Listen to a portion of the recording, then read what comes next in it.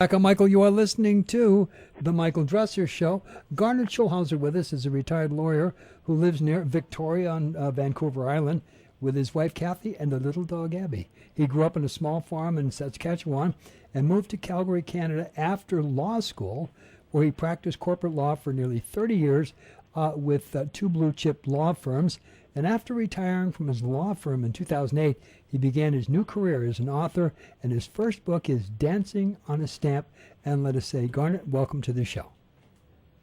Thank you, Michael. Thank you for having me. Oh, and thank you so much for being here. You know, we talk about the other side, and sometimes it's done in such a way that people can't really grasp the reality of it. They can't really grasp that there is such a thing. So let's start with you. Where was it for you? Dancing on a Stamp. It's a series based on conversations that you had with a homeless man named Albert, who was really a spirit guide in disguise. How did you know? And this has actually happened to you. How did you know that he was a guide? Well, I didn't know initially, but I knew that there was something really quite different about him because how I met him, I was strolling down the street one day, and this homeless man jumps out of nowhere in front of me and sort of stops me in my tracks.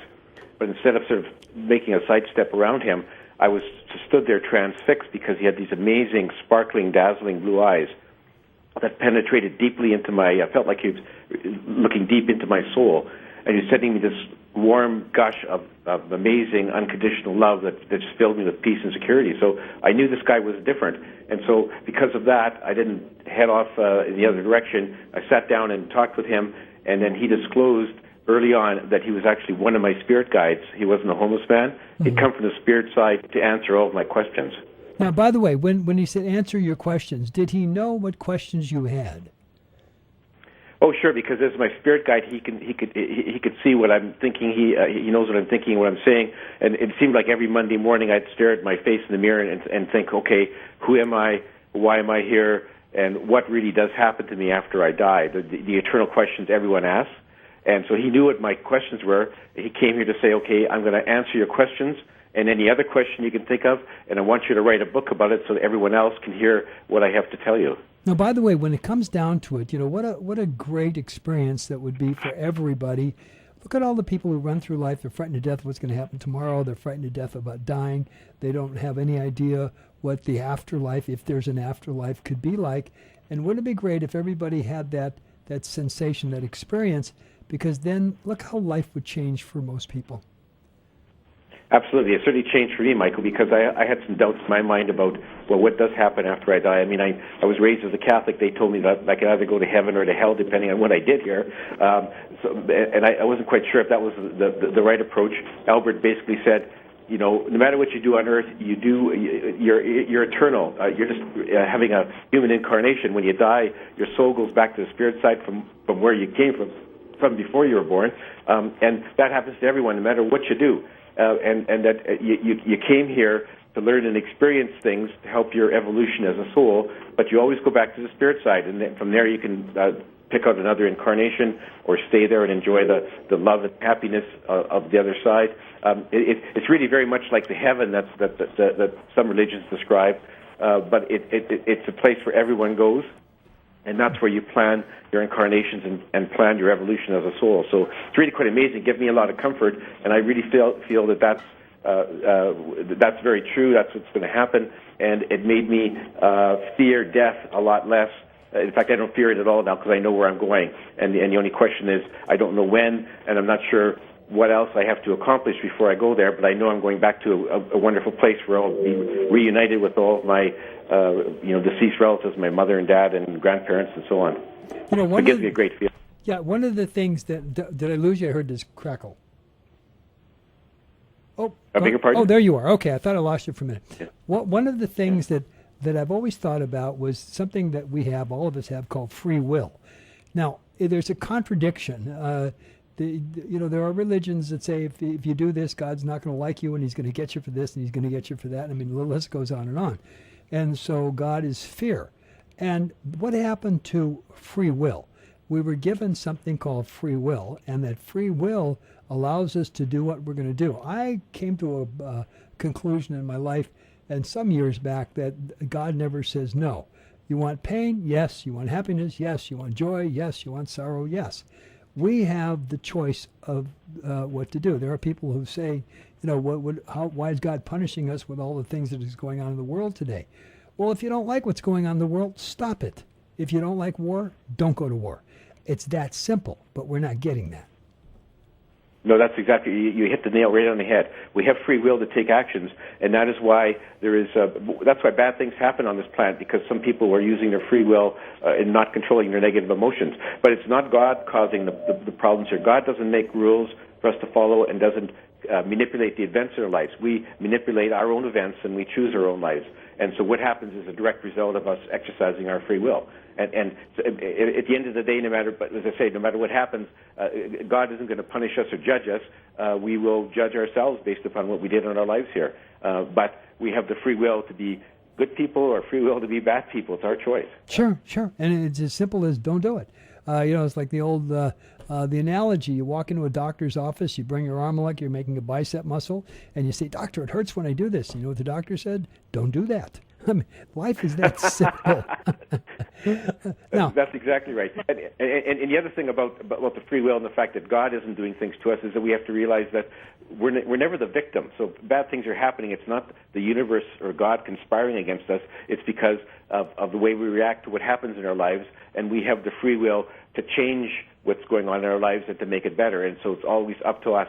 We're never the victim, Michael. No, yeah, absolutely, because when it comes down to it, we're the one in total charge of how we handle things. You can't stop things from happening. I can't stop you from walking up and smacking me in the nose. Can't stop that. But I can control how I respond and relate to it. I think that's really where the key is, and that's where most people miss it. You have that control, and it's all up to you how you deal with it. And based on how you deal with it is how you live your life. Exactly, and basically you create your own reality by how you respond and react to things that happen in your life. And you can be happy if you want to, or you can be miserable if you want to, through the same set of circumstances. It depends on how you react, how you deal with what happens in your life. And if you understand that you're here to learn and experience things, and you chose the lessons and the experiences before you were born, then you have to have a better outlook to say, okay, something bad just happened to me. What was I supposed to learn from this? What's the next step that I take? If you have that attitude, life will be much happier for you. Oh, absolutely. And what I've realized over the years that, we come to this planet to learn a lesson. But once you've learned the lesson, the gift, and there is a gift in it, the gift is you get to learn another one, and it never stops. And it's okay. You just keep moving, you keep growing, and that's really what it's about. Now, with Albert, what most surprised you for all the revelations that he shared with you? Which one was the big one for you? The big surprise for me was that he says that no one on earth dies by accident. He says we exit our physical incarnations when our soul decides it's time to leave. Our soul has the ultimate right to choose that. So even if a plane crashes and 300 people die at the same time, that really wasn't any accident. It seems like it, but every one of those souls decided that was the time and the place to leave this incarnation. So it was really quite surprised me because we see accidents every day on the freeway, planes crash and so on, Sure. But in reality they aren't. Your soul decides when to leave. You go back to free will, and that's realistically where Yeah. it is. And it's that soul, that little something inside of us that talks to us. I have found over the years, Garnet, we have two voices. We have that little voice that says, no, you can't, and the one that says, yes, you can. The one that says, no, you can't, is the one in front. But the one behind that is the spirit. And it's getting that first one to get muffled so you can really hear what's the best thing for you in your life. And once we just go with intuition, just that gut feeling, and we throw logic out the window, all of a sudden life starts to work. Absolutely. It's the intuition that we have to listen to because that's our soul speaking to us. That's our spirit guide speaking to us. They're sending us messages all the time. They're trying to tell us, steer us down the right path, which way to go when you come to a fork in the road, how to react to things. And our minds tend to get too cluttered up to hear these. And the secret is to listen to your gut, listen to your intuition, and follow that, and you'll always be right. Your little dog, with the intro. Have you ever sat in the living room with the little dog and all of a sudden he or she, they're looking, they saw something, and you don't know what they saw, but they're staring at something in that room. I think they see things we don't.